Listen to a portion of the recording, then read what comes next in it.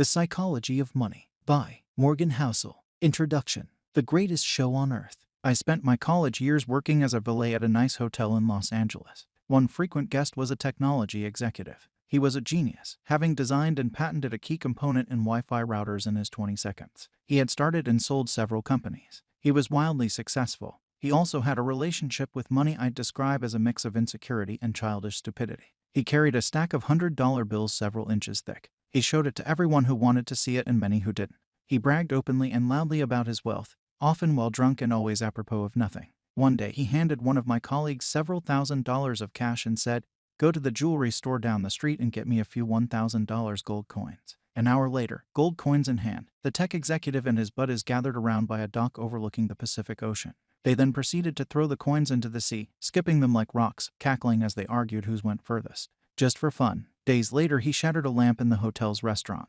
A manager told him it was a $500 lamp and he'd have to replace it. "You want $500? The executive asked incredulously, while pulling a brick of cash from his pocket and handing it to the manager. "Here's $5,000. Now get out of my face, and don't ever insult me like that again." You may wonder how long this behavior could last, and the answer was not long. I learned years later that he went broke. The premise of this book is that doing well with money has a little to do with how smart you are and a lot to do with how you behave. And behavior is hard to teach, even to really smart people. A genius who loses control of their emotions can be a financial disaster. The opposite is also true. Ordinary folks with no financial education can be wealthy if they have a handful of behavioral skills that have nothing to do with formal measures of intelligence. My favorite Wikipedia entry begins. Ronald James Reed was an American philanthropist, investor, janitor, and gas station attendant.